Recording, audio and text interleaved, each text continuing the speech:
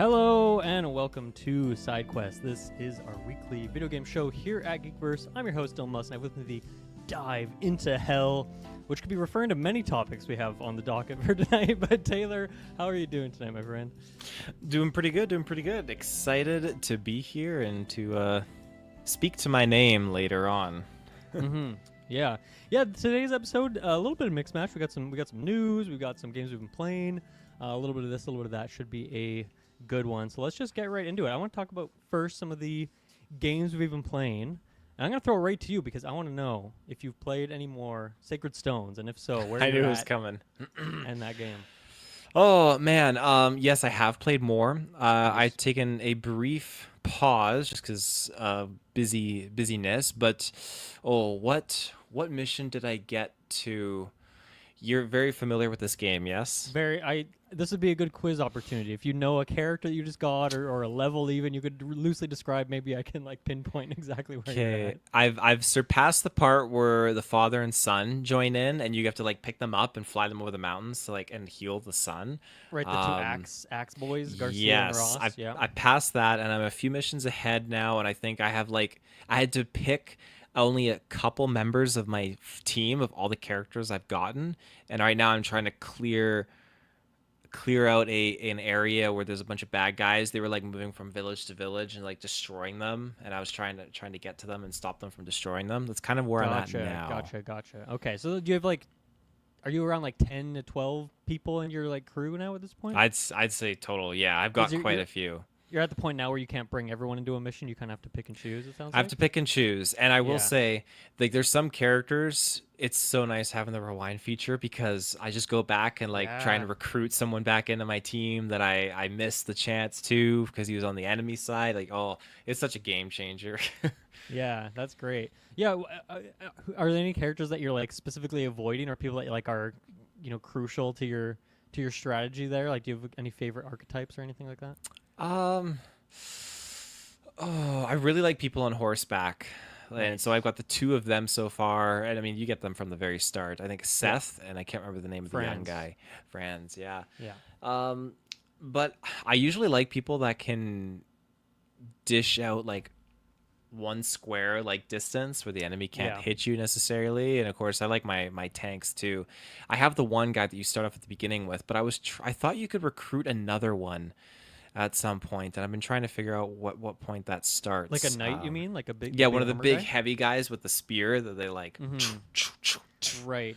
Yeah, you get.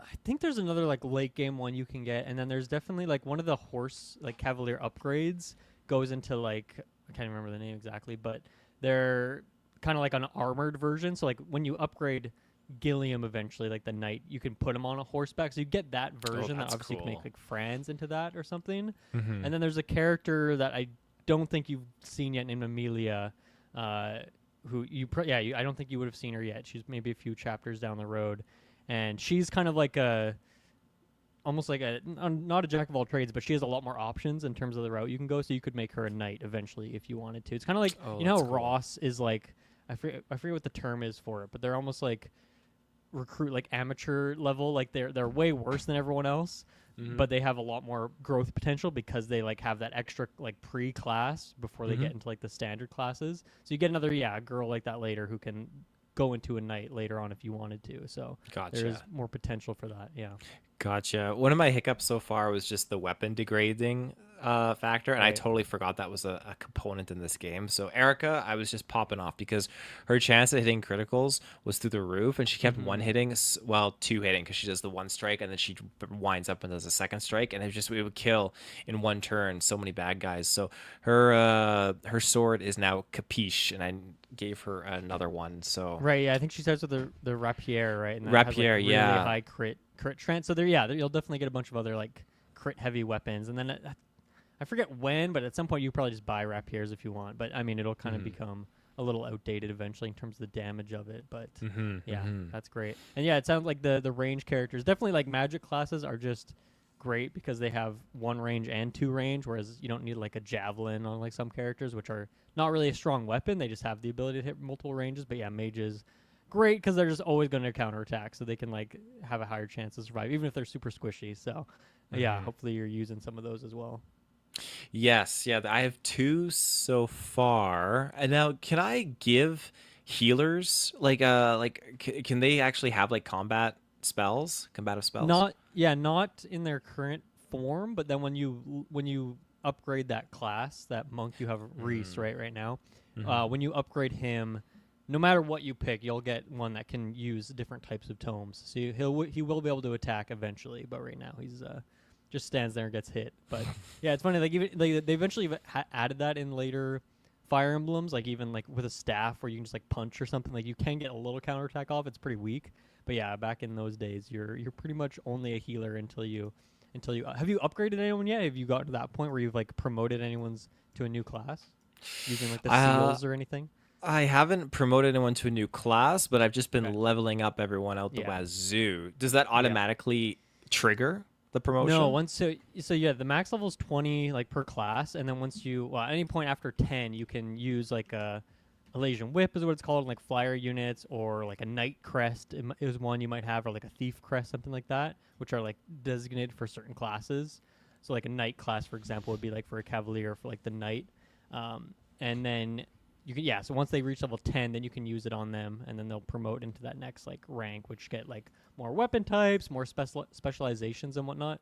You generally do want to still level them to 20 before using it, because then you'll just get more ability or more chances to level up. And then you can get like more stats overall. So it's usually best to save it for the characters once they hit level 20. But yeah, you will. It doesn't ever happen automatically, except for like a couple points in the story where a certain character will get a free upgrade. But that's pretty rare and reserved for like spoilers, like Erica. As being like the Lord character, like kind of that just happens at some point in the story rather than you using an item, I believe. Now, a long, long time ago, I beat Shadow Dragon, but there's a character I got in that game because you're talking about like the items and whatnot with these characters. There's a character I got in there, and he was just like a wizard kind of person, and I found an orb on one of the other levels, and I put that orb on that character, and then it allows him to actually turn into a dragon and deal like crazy damage. Is that Mm-hmm. a feature in this like in Sacred Stones? It seems it's a little bit different, and I don't remember Shadow Dragon enough to comment on exactly how that mechanic worked. But in this game, there is a character who transforms into a dragon, but they essentially just like have a resource that they'd use as an attack, which actually might be the same. It might be the same as Shadow Dragon. It's just I don't remember how that worked in that game. But you do get a character that does that, but I think it's just the one character. I think it's like a secret character you get quite a bit later on, and that's definitely more of a feature in Path of Radiance, the GameCube one. So whenever that hits NSO, you'll be able to check that one out. That one has a ton of transformations. There's like Nice. 10 or 15 characters in that game that have that, and like some of them are bird people, some of them are like cats, some of them are like lion types, and then like little variations in there. And yeah, that's like a huge mechanic in that game. It's a much more involved mechanic, whereas this is just like a couple kind of special classes in the mix in these other games usually. Nice. I love Yeah. that. Mm-hmm. Yeah, I'm excited to hear when you get a few more missions in. There's like some bigger choices and things like that that'll occur. So, um, I'll just say, Taylor, be prepared. Every time you're on Sidequest for the next few months, I'm going to ask you about it. Oh, And you I don't want to know. be the guy who's like, oh, I haven't played. You don't want to be a Kirkland Patzer, okay? You don't want to like, oh yeah, I played it for a bit, but then I forgot about it. You don't want to be that guy, okay? No. You want to. Like if I'm the teacher here, you want to make sure you finish your homework and all that stuff. So, but no, I'm very glad you're playing that game. Anything else that you've been playing recently? Oh man, it's been a long time since the COD has been booted up. I haven't touched that Mm-hmm. really. What else has there been? I did get an urge for Rocket League, so I was playing that a little Nice. bit the other day. Other than that, it's just been a lot of Mario Kart. I've had one of our friends came over and we did like a whole Mario Kart session. We played every track or every Grand Prix and then a Oh, little bit of sick. free roam. So That's great. got some more skins, which was nice. And yeah, just really buckled down and did a bunch of races, which is a lot of fun. But what else is there that I was playing? Oh, I thought there was something. I can't recall. Can't recall. My friend at work, he's been recommending a few titles for Mm. me to try out. I Yeah, did you see on Game Pass game that just came out on there called Rematch? I don't know if you remember the trailers for that one. but it's a soccer game from like the team that made Sifu. Um, so if you're getting that Oh. Rocket League itch and you want to try something new, you should give that a go. Play a couple matches on Game Pass there, and yeah, if you do, let me know. We could play some online with it as well. But it's because it was one that I tried a little bit, and I was like, not playing this without friends just kind of sucks. Like the same with Rocket League. Like I never really want to play that alone. So yeah, you should give that one a go. 'Cause it's a cool game. It has some nice mechanics. Obviously, you're a big Strikers guy too, so I think you'll like the kind of. It feels very Rocket League-y to compare it to any of the soccer games, but it has its own kind of special quirks and a little higher skill because you have to like aim your passes and stuff. So it's a cool game. Okay, yeah, I think that's one of the ones my coworker was actually mentioning to me was that. And there's another one, a shooter, but yeah, the rematch sounds interesting. Then with the news too of Strikers coming to Yeah. Switch Online, I think it's on there that's- now, oof. right? That dropped now? Oh, if it's on there, it was 'Cause supposed. Because they released a trailer for it, which usually they do that like when they drop it. No, the but- trailer dropped with a release date. Okay. Um, Huh.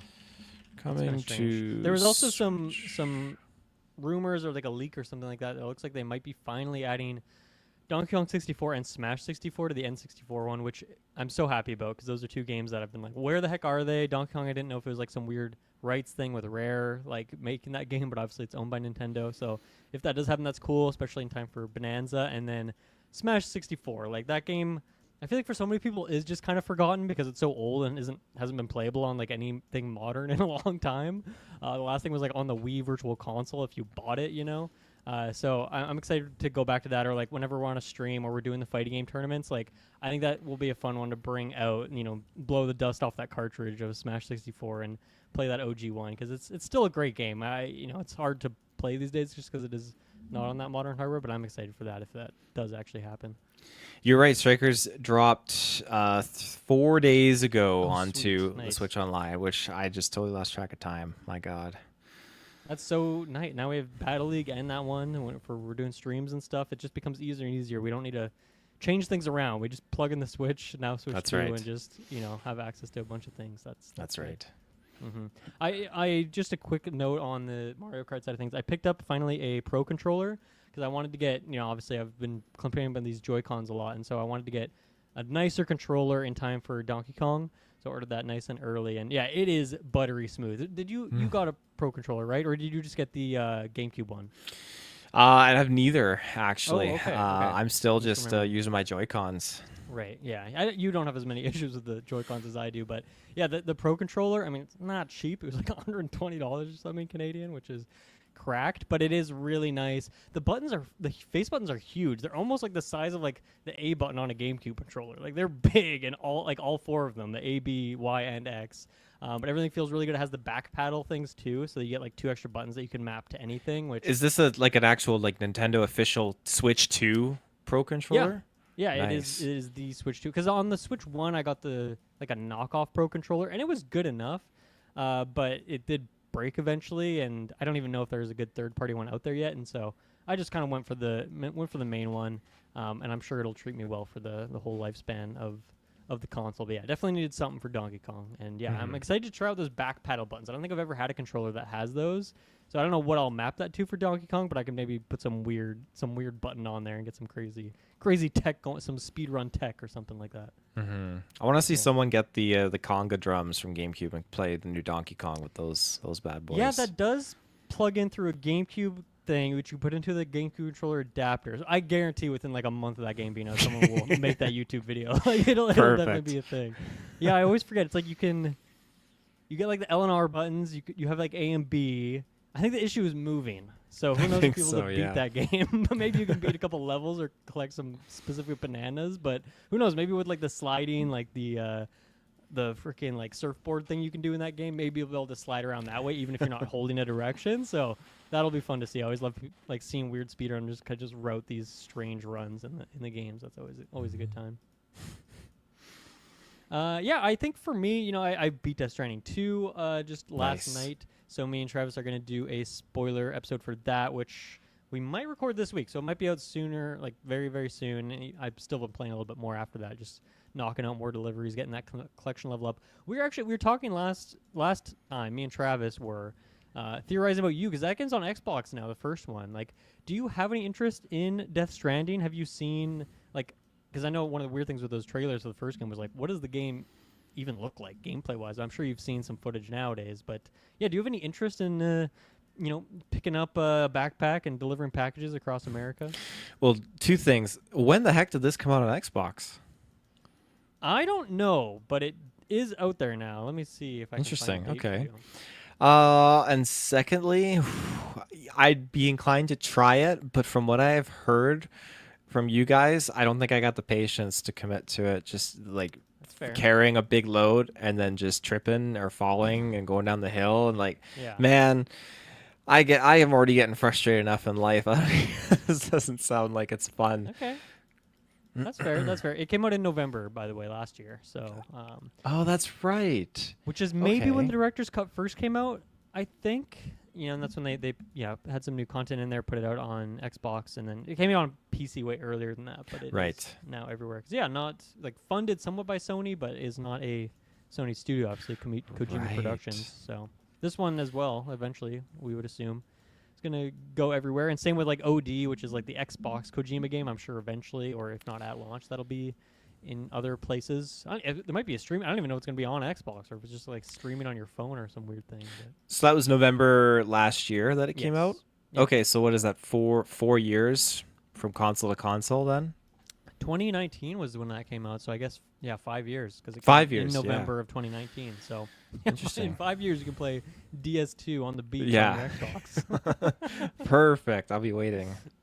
I mean, it's a long game, so if you do eventually pick it up, I don't know. Kojima is working with Xbox on this OD thing, so maybe it will be a Game Pass thing eventually, but it's definitely Mhm. not at the moment. But I mean, it's a polarizing game for sure, and I don't know. It's hard for me to say for any individual person what they would think of the game, just because it doesn't really have a direct comparison to anything else. But in terms of weirdness of the story and the world, I think you'd like that stuff and the performances. Mm-hmm. But obviously, there's a lot of trudging through rivers and falling over on mountainsides in order to get to that point. So it could be not for everyone. Yeah. The second one, is it kind of like that too? Same thing? Yes, it's a lot easier, and it's a big thing we talked about last week, and maybe part of that is because I played 60 hours of the first one and I know the mechanics and stuff. But I think I've fallen over twice, maybe in like Okay. 60 hours of this game. Like it's a lot easier. The vehicles are a lot better, so you can just drive. Like I'm driving 90% of the time, whereas in the first game you're obviously trekking on foot most of the time. So it's a different vibe, I would say, and definitely not as difficult. Even the combat's a lot easier. You just have a lot more tools and stuff. So it's a much easier game, but I think for story purposes, you got to play the first one. Hearing a lot of people skip Yeah. into the second one, but these people are crazy. Like you need to play the first game, or at least watch like some thorough recaps of the story, I suppose, before you jump in, because I feel like you really need that context for the sequel to make sense. And even then, it doesn't make a whole lot of sense. So that just goes to show how wacky the story is. Cool. And then the other, what else do I want to mention? I wanted to shout out my UFO 50 game of the week. I've been bringing this back again recently. It's a game called Grimstone. This is one of the later games in the collection, and this is just a full-on RPG. It's a Western theme, so you're like cowboy themed thing where you're cruising around like the state of Texas, fighting bandits and coyotes and weird creatures like this, and a classic turn-based RPG.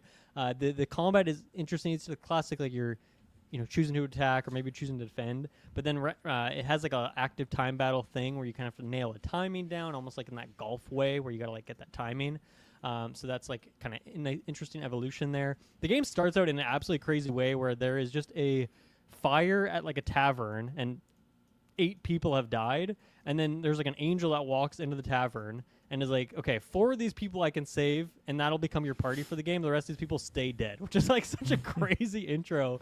And so you just pick which 4 party members you want, but then obviously because other ones are dead, it's not like they join your party later. You just never get to experience those characters on this playthrough. And as far as I know, you never swap people into your party. Like it's just you pick your 4, and those are who you get. So the first time I started it, picked some people, one of which was a dog, and the dog has like auto attacks, like you don't actually choose what he does, and his stats suck. And the first like hour or two, I was getting crushed, and this dog sucked and was dying constantly. So I'm like, you know what? I'm sorry, dog. I am starting a new playthrough, I'm rewriting the timeline. You are dying in this tavern fire, and I'm picking another character who I can select their actions, and it's been going much better. And now I'm like a bunch of hours deep. But this is by far the longest game in UFO 50. I think it's like 15 to 20 hours to beat, which is crazy. That's just one of 50 games in there. But yeah, I've been making my way through it. It's also in the same world as another game in the collection called Rail Heist, which is another cowboy-themed one, and so I love that because Rail Heist is my favorite game in there. So to have that kind of connection's nice. And yeah, like it's a weird balance, right? Because you're picking 4 classes at the start. You don't really know much about them. You're getting like a broad stroke, like this is a tough guy, this is a bandit. It's like, well, what does that mean for a class? I don't know what that means in terms of combat. And one that's like, this must be a healer. I guess I should pick that one. But yeah, you're not getting a whole lot of guidance, and then obviously you can't like re-roll that unless you just start the game from scratch. So really weird, really cool game. Really great aesthetic, great music, of course, as everything does in UFO 50. So I don't know, just the gift that keeps on giving. I cannot wait for that game to eventually come to Switch 2, whatever it is. Hopefully Switch 1 as well. And yeah, I'm just going to play a shit ton more of that game, easily pick it up again, just like I've bought Spelunky on every platform imaginable. I'll definitely do that for UFO 50. And just this would be a perfect game to have on the go, just with the mobility of it, how long it is, do some grinding, that kind of thing. So yeah, shout out to UFO 50. It just deep into 2025 here, and it still is like one of my most played games in recent times. So game's just amazing. Nice. Yeah. Okay, I think that's pretty much it for the games we have been playing. So how about we jump to our first little break here? And, one thing we can do is thank our great Patreon producers, Aaron Braden, Naval of Darkness, Jack Grant, Sam, Superbad Mike, TGGLM69, Jeremy Renner, Charlie Rendell, Cocktail Clay. Also, TGGLM69, Great God Loves Me 69. I know you've been playing some Death Stranding. How is that going? Give me an update in the Discord. If you're listening to this, let us know. I haven't heard you. You mentioned that you were playing it when it first came out, but I want to get a little update. Where are you at in the game? And as well, if anyone has any questions for Death Stranding or anything you want discussed, like we are doing that spoiler cast as I mentioned. So send in your questions, whether it's YouTube or in the Discord or on Patreon itself. Whatever it is, we will get to it. Thank you all these people for supporting us because it allowed me to get a new microphone. Hopefully it sounds a little bit better here. This is the one, yeah. I haven't casted with you with your new microphone yet. This is the first. I don't know if that's a good or bad thing that you didn't notice like a jump in audio quality. Hopefully you just sounded so good. It just I didn't even catch on. It was an immersive experience, like you were in the room with me. That's right. What it was like? Yeah. So of course, thank you to the Patrons and everyone else for watching and listening to the show. It helps support us and let us, get the new equipment so we can sound and look our best for all of you out there. The feeds are just dripping with content right now. Dexter is starting up soon. You guys did Jurassic World review, which I listened to. Non-spoiler section of that. It was really, really great time, so go check that out. At some point, we'll probably cover Ironheart. There's Weekly Geeks happening. There's news. There's Superman is out this week, right? So this Thursday. If anyone has not yet listened to the predictions, go back and check that out. And then that review will be dropping. And that's a Thursday night one, right? So that's, late Thursday night, Friday morning. Check out the Superman review. I'm sure most people will be seeing that one. So, yeah, it's just overflowing with content right now. You also released a new episode of Geeks Creed, right? That's out now? That's out, yeah. I believe I set the date July 1st. So, yeah, me and Ruben get back into the saddle with that. And we talk about, like the games, TV show, books, all Assassin's Creed stuff. We cover it. So it was a good little recap and immersion back into that franchise. So check that out. That's great. Yeah, I'll have to give that a download and listen on my commute tomorrow because, how many episodes did that original kind of run take you? Oh, I highlight that actually in the Geeks Creed episode. I want to say it was like 15 or 16. It was a very short, exclusive run, limited series. Yeah. Yeah, no, but really fun to have that back as well as bringing back all sorts of other shows, Netflix and Fail. Hunka Hunka's coming back, unfortunately, so there's one that sorry, but you'll see that in your feed at some point. But yeah, bringing back all that OG stuff because 10-year anniversary of Geekverse coming up pretty soon here, and August 9th we are celebrating with a stream. Going to do some fun trivia there, all sorts of things here and there, activities, play some games. It'll be a great time. So mark that on your calendar. Be there. Or be square. I don't know. Do people still say that? I feel like I haven't heard that in a while. They're saying it now, so there you go. Anything I did not plug? Anything that is worthy of a shout out, Taylor? I think you got everything. I I can't think of any other reviews or whatnot. I mean, we got you. Did you say Fantastic Four at the end of the month?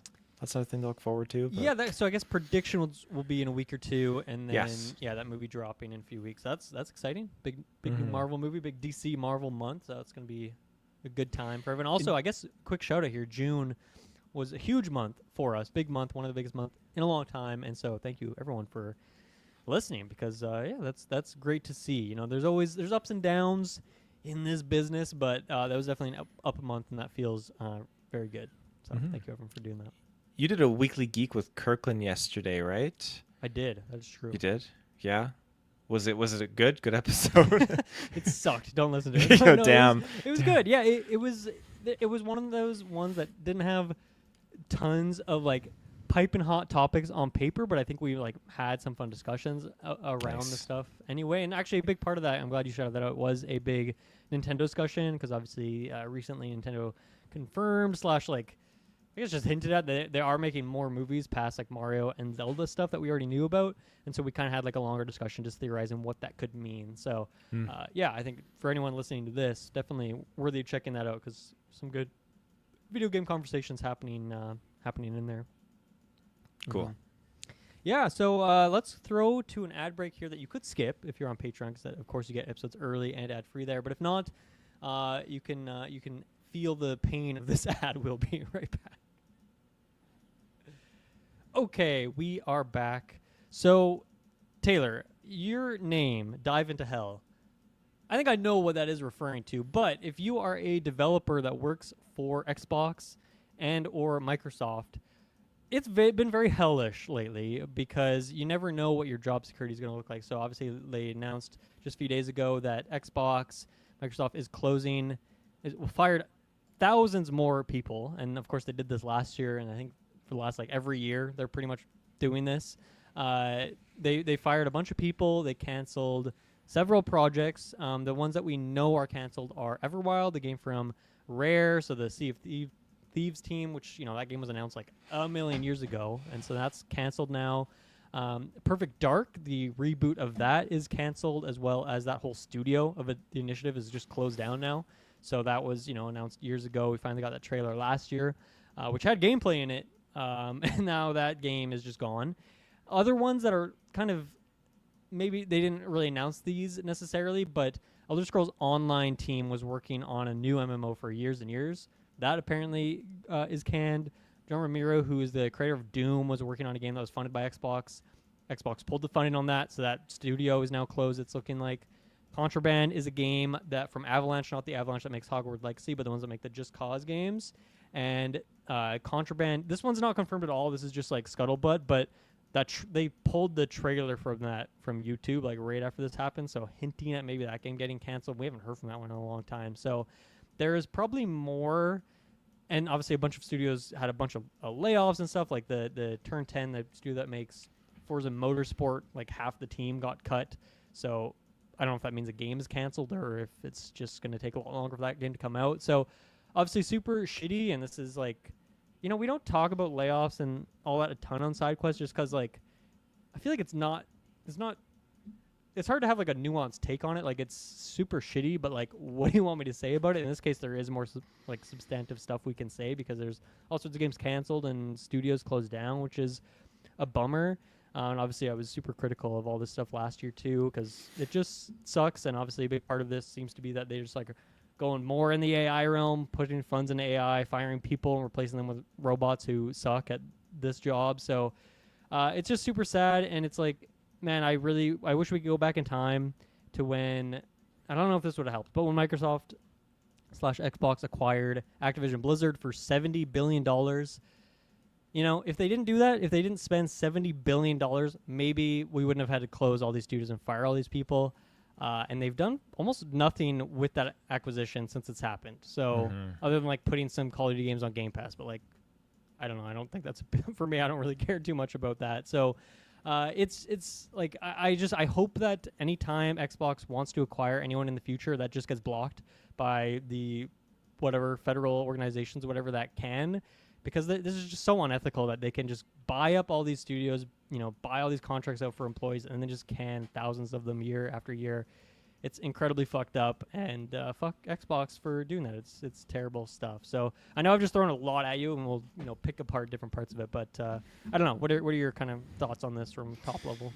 Every time you see a presentation or a show come out of Xbox or Microsoft, you got Phil Spencer just preaching the fact that, hey, we're developing independent games and our studios are working on all these different titles and whatnot.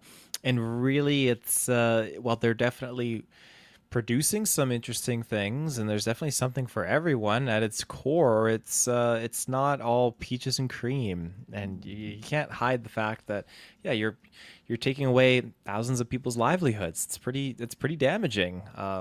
If I was in their shoes, I'd be inclined to just start my own company, bring on board a bunch of people that were also laid off, and just kind of continue working on something that you were creating. That's, these are passion projects, and to just pull the rug out from underneath these people, that's pretty damaging. That's pretty hurtful. So it's, I don't know, that kind of career, that kind of line of work is very different from, well, I shouldn't say very different.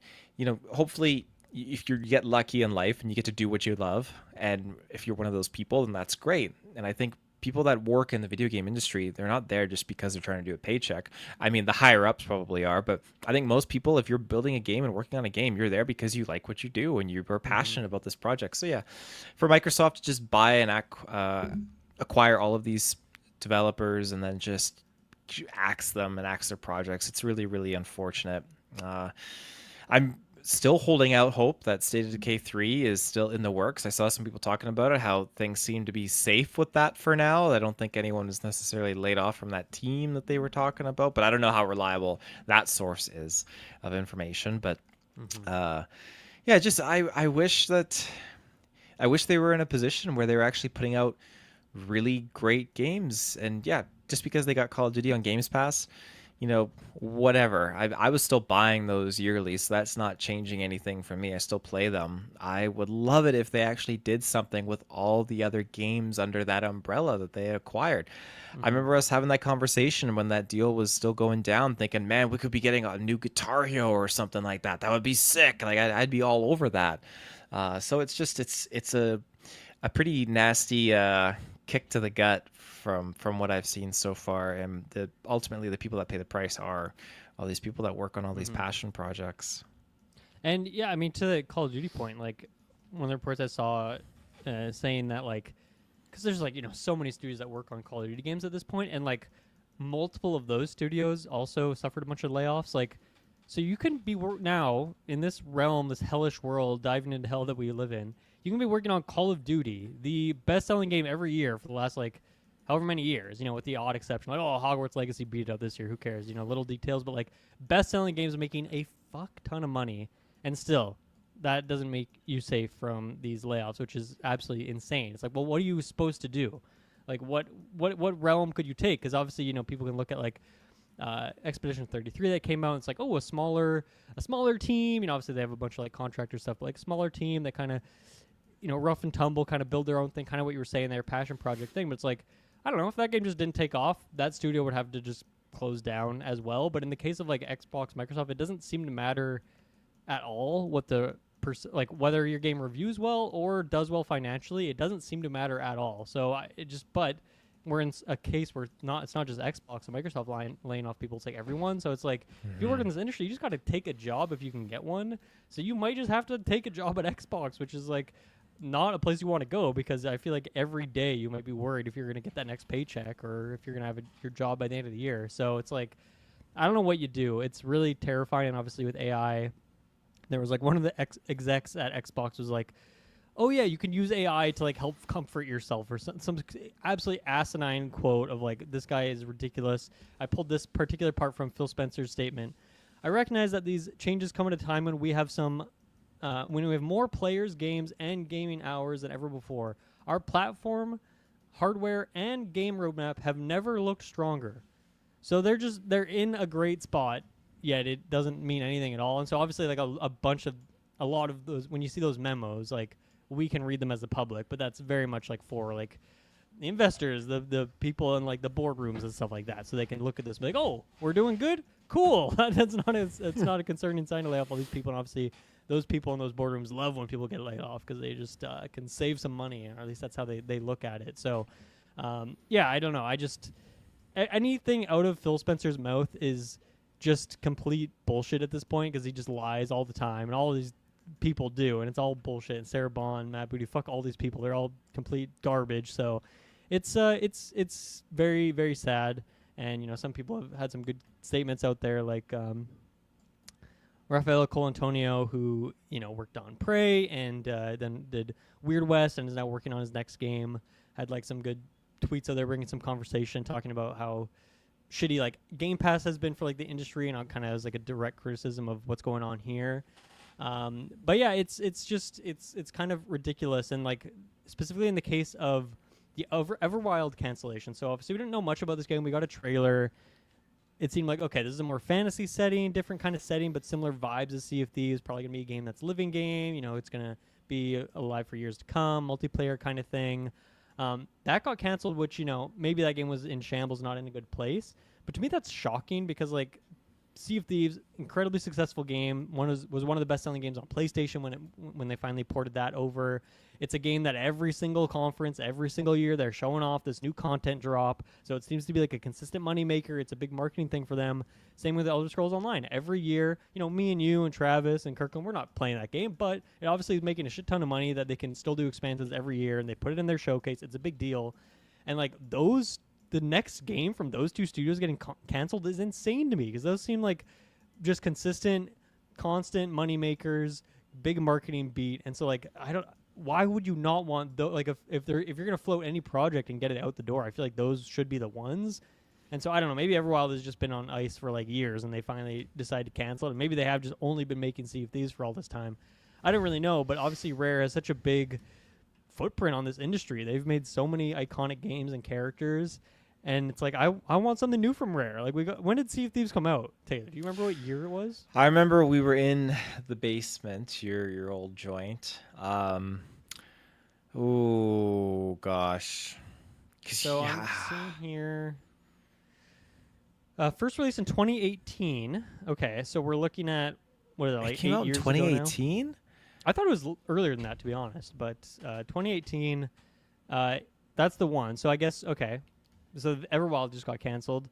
Maybe in like another 7 or 8 years we see another game from Rare, but it's like that sucks that Xbox went up and bought Rare, one of the greatest developers ever, and they're not releasing a game for like 20 years or something insane other than like one Sea of Thieves game, which, you know, it's getting a lot of updates, sure, but that's ridiculous. So they first announced it in 2015 at E3. That's why it feels like it was released before. That makes sense. I remember it kept getting delayed and whatnot, and that we Sure. didn't think there was much hype at that point anymore.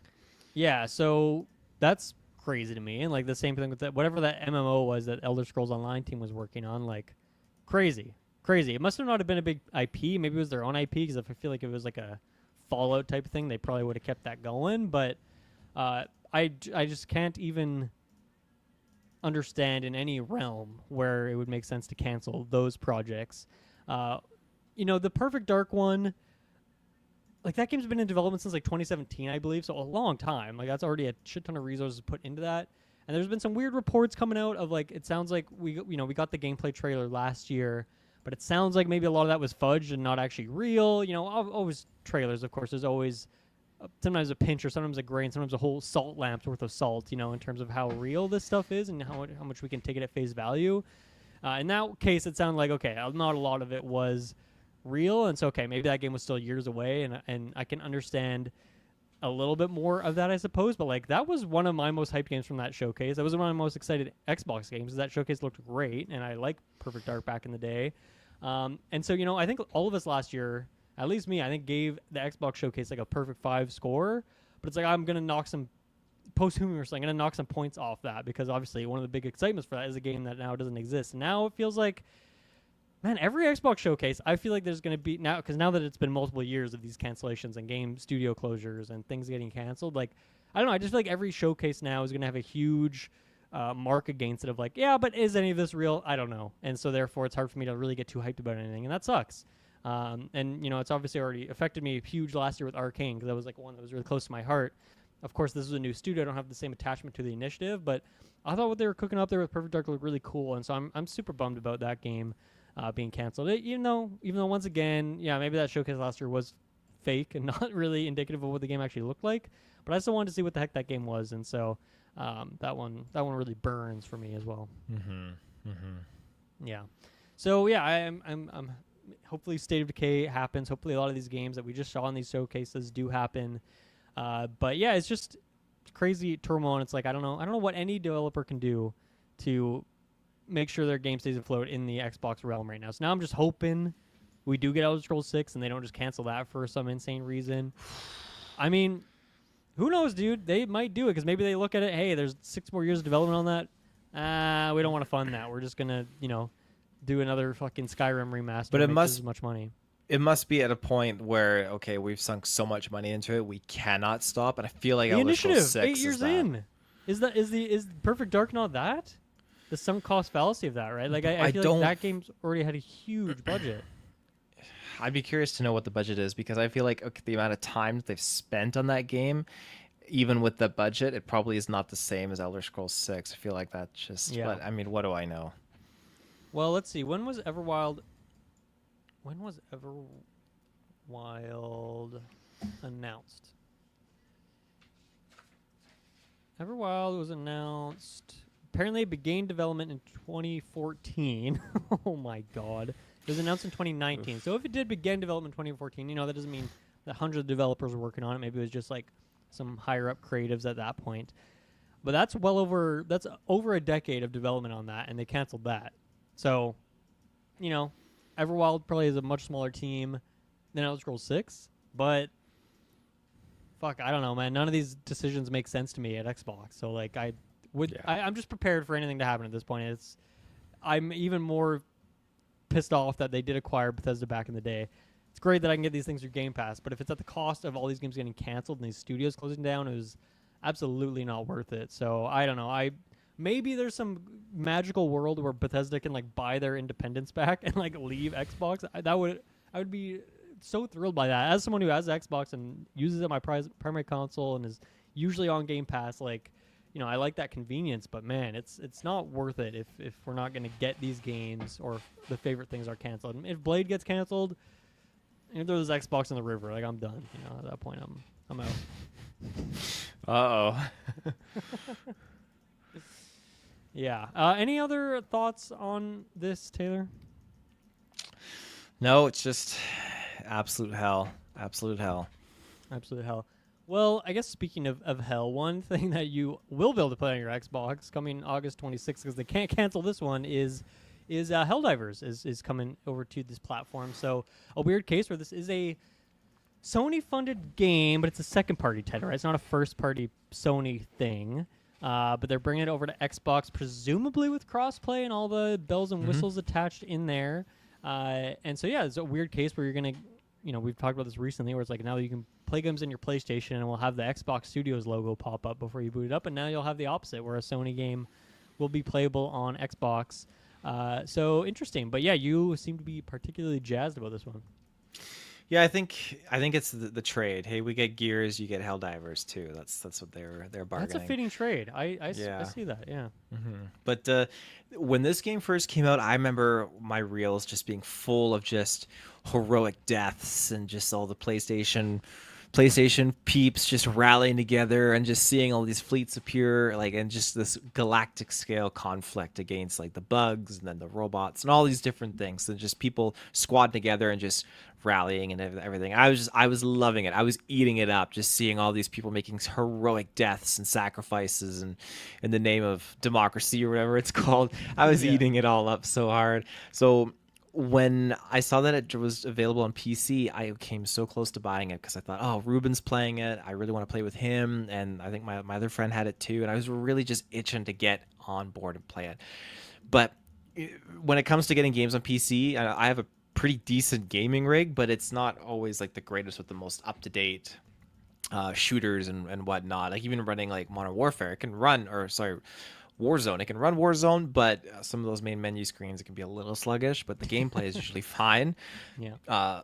That being said, I held off, and I'm glad I did, because when I saw that this was announced, I just got super, super jazzed. The fact that I'll be able to rally with, my friends online and I'm so stoked because there's just a lot of things in this game I just want to experience. I've been looking for something that has that Starship Troopers vibe, and Ruben would Hmm. send me reels of just them killing and him killing like the insects and whatnot. It feels like Starship Troopers, so I'm so down to just immerse myself into this game and really just squad up and just fight. I'm so excited to try it. So I'm very happy that it's coming to Xbox at long last. And it's just been feeding my soul lately when I'm seeing all these reels pop out where it shows like it'll be a scene from a movie where the soldiers are losing or whatnot. Then the aircraft bombers come in and they put like the Xbox logo on the bombers. The guys like on the ground are like PlayStation player logos. They're cheering and it's like I it's like here come the reinforcements. I can't wait.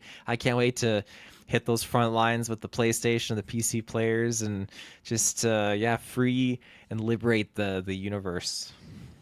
Hell yeah. Yeah, I mean, I've had a PlayStation for a while now, but I didn't have it when that game first came out. If I did, I think I would have just impulse bought it because it just seemed like such a fun time to be playing that game. And I think having that second win of it coming to a new platform will be really cool because I'm sure it'll be super active again, and you'll have the mixture of like all the rookies hitting the ground level mixed with, the veterans who can kind of guide them along the way. I think that'll be fun. So I could see myself picking this up alongside you. And yeah, it sounds like you got some you friends in there. Obviously, Kirkland has this game. Plays Travis said he'd be buying it if I was getting it, and Oh, I said, Travis, I'm buying it. He's like, okay. okay. So I then count me in because yeah, the game's like I think it's like $40 or something. Like it's a more affordable yeah, game. And yeah, I mean I think it always has looked great. I think I just kind of missed that initial wave, but this will be a fun second, third, whatever wave of this game is going to have. But I think it's really cool because this game seems super unique. And I've never seen Starship Troopers, so for me it's not that vibe. But I just think the multiplayerness of it, but like fighting against bugs and like being on a team versus like fighting other players, I think it seems particularly interesting. And just Kirkland's talked about it a lot on Sidequest, and that's got me very hyped for it. I've been close. I've been hovering on that buy button multiple times, pretty much ever since I got that PS5. So yeah, I'm very excited for this to come out, and yeah, so I'll be there with you as well, so we can do another Helldivers review here in the year nice. 2025. It sounds like, so that'll be a good time. I read that it's 4-man squads, but initially the team had built the game thinking they were going to do 5-man, but just for playability they reverted it down to 4-man squads. So Gotcha. yeah, Yeah, I mean, I think it seems like one of those ones that's like pretty good to like almost like Warzone, like rotate people in and out. Like maybe Emily plays for a couple games and then she dips when Kirkland logged on or something like that. I feel like it's one of those type of games where we can kind of rotate people in or out, or jump out for a round, jump back in. So I think that's a good sign. Do you think this game? I wonder if it could run on Switch too. I wonder if it'll come there as well someday. I was joking about that actually with my other buddy. Yeah, I think it could run. I think it could run on Switch too. That'll be its fourth wave, fourth surge for sure. The Yeah, Nintendo yeah. fan base. Because not to because I don't really use game chat, but I actually think that would be a cool element of like using the game chat feature, like share screen, to be able to see your friends' point of view and see where they're at on the battlefield and see what they're seeing, like on the smaller split screen thing that they have. That could actually be a really cool feature, mixed with if it's not super laggy and low quality, which it very well could be. I don't know. I haven't used game chat a whole lot, but yeah, that'd be cool. I think it could run on Switch too. I think it could. I mean, I don't know. I guess there's a lot of bugs on screen at some point, so maybe not. Hmm. Maybe they would just have to look like crap, like look like clay. I'm not sure. I'm Not curious. clay like our Patreon, No, but no, of course no. like mud. Yeah. Yeah. I'm curious if you can get in and like you get your 4-man squad and you can have if you have more people, more friends playing, can they just follow you, jump in with you in their same area and just, you guys have an 8-man squad now all of a sudden? Right. Yeah. I don't know. Maybe with the Xbox update though, because I don't know how much updates they've been doing, like on a monthly or few monthly basis.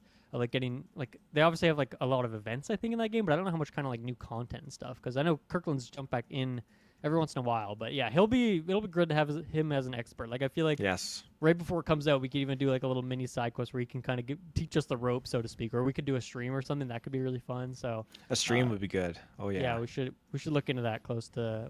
This is August. What was it? The very end of August, pretty much, right? Mhm. Mhm. I think it's a good pocket because I feel like what am I playing? Donkey Kong, and then yeah, I think August I'll be playing a lot of Donkey Kong, playing a lot of Death Stranding still, and then pick that up before like the big fall games come out. I think that'll be good timing, good release calendar stuff. Yeah, cuz I mean, what do we have What are you fall playing for the wise? rest of the year? What do you have like on your list? Um I mean, next Call of Duty, but I'm really not over Yeah. the moon for that. It's just another Black Ops. Oh boy, I don't know if I have really anything new, Let me check unless my they calendar just again. magically drop a new Mario Party in the fall. Then I'll pluck that. I'm not getting the new Pokemon. I know Ruben's been pretty Really? excited Okay. about that. The ZA, I think it is, in Lumio City. I've not been super stoked on that one. So Yeah, on September 4th, we have the DLC for Indiana Jones. Have you beat that game yet, by the way? No. Okay. So I don't... Sounds like you're probably not going to be playing this DLC, I would wager. Not right away. Okay. And then, yeah, I don't know. Borderlands, you're probably not picking that up, right? Borderlands 4. 4, right? No, I'm not gonna grab that one. So yeah, I'm looking at the rest of the year, and like I don't see a lot of Taylor things. Now, this is my personal list. I don't know if it's there might be some things. Like, are you a Metroid guy? Are you gonna be picking up Prime 4 whenever that comes out? I've never been a Metroid guy, Okay. but I've been told Is to. this your time to jump in? Maybe. Ooh, the ship hasn't sailed yet, has it? Okay. What does that mean? That was a question. Like from someone who has not played any of the Metroid games, is now the time to get in? Would you say? Sure, why not? I mean, the story's like oh, there's some weird alien and it like hijacked someone's mind, and then there's like a weird robot. Like I don't know if the story really. There's people who are into the lore, but I've been seeing so many posts and things about people like really dissecting like, what does the Donkey Kong Bonanza lore mean for the Donkey Kong historian? I'm like, I don't give a fuck. Like, I don't care if this is young Pauline and what that means for the timeline. Nintendo does not care. You should not care. Like, Mario timeline does not matter. The Zelda timeline, like, that's the thing that kind of exists, but even that is a total mess.